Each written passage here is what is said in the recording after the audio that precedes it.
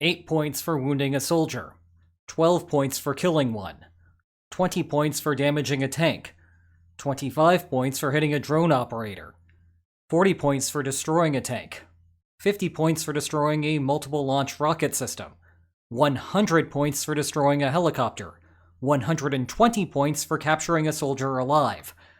No, these are not point scorers from a video game. This is a real-life scoring system straight out of the Ukraine war, and it raises some interesting questions about the incentives that it creates. So pick up the phone, because the Geopolitics Helpline is here with some points of its own. Can you explore the incentives of the gamification of the war in Ukraine? Ukraine offers a points system based on the value of the target that you hit with a drone, allowing regiments to get better equipment, which then encourages them to go after more challenging targets. There is even said to be a leaderboard for which regiment has the most points.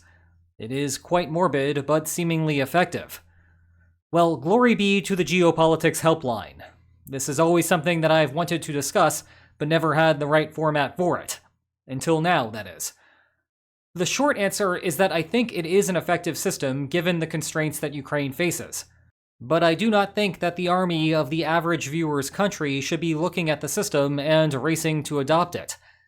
You see, the media usually do not explain why the system exists in the first place, which tends to give people an inflated view of its utility. Let me start with the basics of how it works. As the name suggests, Command awards points to military units for various combat successes, such as destroying tanks or eliminating enemy personnel. These points are essentially military currency. The units can log on to a government website, perversely sometimes called the Amazon for the military, where they can shop for weapons. To prevent abuse of the system, points are only awarded if there is verifiable evidence of the completed task. Typically, this means recording video of the strike and then uploading the video onto Delta, Ukraine's situational awareness system. I have said before that practically everything you might want to see is on there, and this is a large part of why that's the case. The reward structure is top-down in design. Command weighs the relative value of the destruction of artillery pieces versus drone operators, encouraging frontline Ukrainian soldiers to weigh the risks versus the rewards of missions accordingly. Capturing enemy equipment is worth more for obvious reasons, and you might get partial credit for damaging a target short of destruction. In contrast, the purchasing system is bottom-up in design. Local commanders can choose the equipment that they want to purchase, meaning that they can select for the very specific needs of their section of the battlefield. You therefore avoid situations where a unit desperately needs more artillery pieces, but command ships them their standard ration of quadcopters for the month. Big picture, it is an effective system. That is why it has lasted as long as it has. It rewards the best units with a wealth of equipment to do more good work and expand their ranks. It also encourages them to exert effort they might not otherwise exert. The trade-off is that weaker units get weaker, but such is life. However, the benefits of the point system also come with a healthy dose of drawbacks. And I can summarize the main problem as Goodhart's law. When a measure becomes a target, it ceases to be a good measure. Or we could go with a corollary to that. The incentive structure you create dictates behavior, not the intent of the incentive structure's designer. I feel like this is a perfect moment to point this out, as this video is coming out right as the World Cup transitions to the final games of the group stage, and teams will inevitably have to consider whether to collude with each other to both secure spots in the next round, because that is exactly what the incentive structure encourages. And it might get worse this year with many third-place teams securing a spot in the next round, especially when we get to the final couple of days of play, and we know exactly what it will take for a third-place team to qualify. Anyway, back to the war. Kyiv wants to win that war, but the system awards points based on confirmed kills, and so that's the rule. That's the goal now.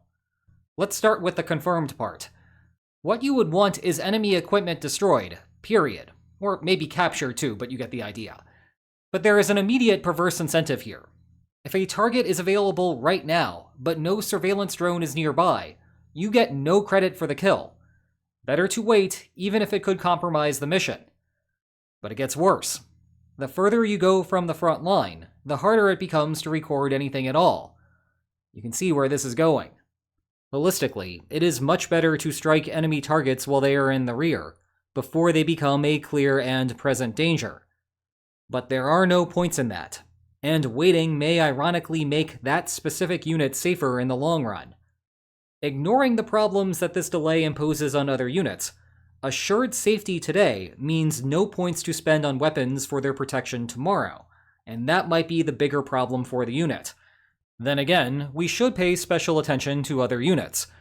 Ukrainian soldiers are supposed to be fighting Russia, but the point system encourages them to fight each other for credit.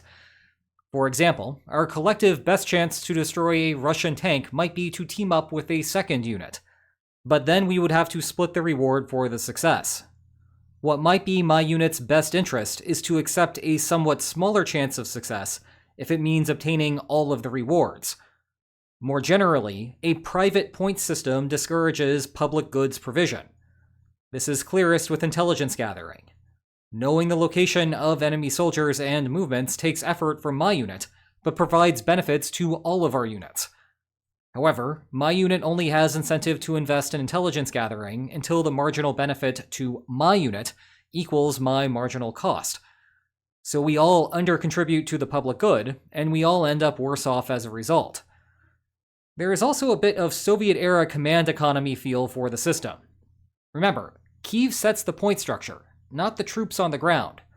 Of course, top-down design of military strategy is great when we are thinking about the situation axis-wide, but the rewards are given out for day-to-day tactical targeting. In turn, the point structures can become misaligned with the military realities on the ground. Earlier in the war, the system awarded 3.2 points for killing a drone operator, as opposed to 40 points for a tank. There was a time when this made sense.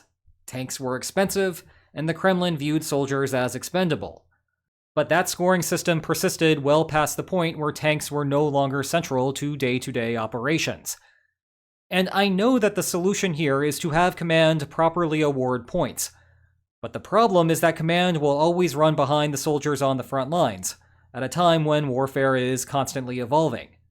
Ukraine will always be scoring based on last month's perceived priorities versus what matters right now. One final point about the downsides of the system. It takes substantial bureaucratic effort to track everything. Forget about logging everything into a computer to get the rewards. The very fact that you have a drone recording the kill means that you have one less drone that could have been used to attack the targets. In other words, Ukraine has built an inherent inefficiency into the system. And that provides a great transition to the final main point for today. This has been a great system for Ukraine, but you do not see other countries racing to adopt it. Why not? Well, let's think for a moment about how you would ideally distribute scarce resources. Sometimes they ought to indeed go to your best units, but not always. The question for command is where the best marginal return is for allocating that one additional resource. And sometimes you would want to give it to your inferior units. Basically, you can compensate for their incompetence by flooding them with materiel.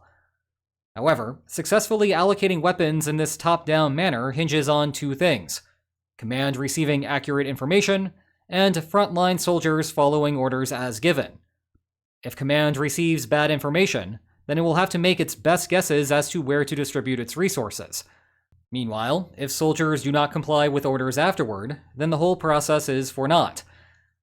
Many militaries do not encounter these problems, but it requires having a professionalized army and a good bureaucratic infrastructure to oversee what is happening among the rank and file.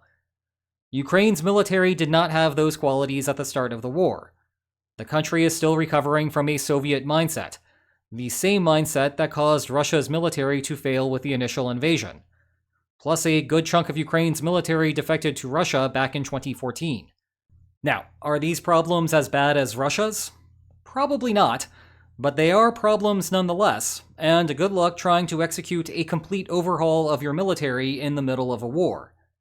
A system that works for the US Army will not work for Ukraine, and thus we get the point system providing oversight in its place. Command receives accurate information insofar as surveillance drones can show them. The rank and file comply with orders to continue attacking. Slacking off and not destroying enemy materiel is a very bad idea, because in a month you will not have anything left to defend yourself. Of course, other militaries are drawing some lessons from the system. Many are particularly interested in the direct procurement process as a way to cut red tape and allow local information to better filter up to command. But we are not seeing widespread adoption of a points-based system. Meanwhile, are we seeing widespread adoption of the Geopolitics Helpline? I don't know. But I can tell you that I also respond to incentives, so if you want me to keep doing these, keep watching them, perhaps from this complete playlist. And if you enjoyed today's video, then please like, share, and subscribe, and I will see you tomorrow. Take care.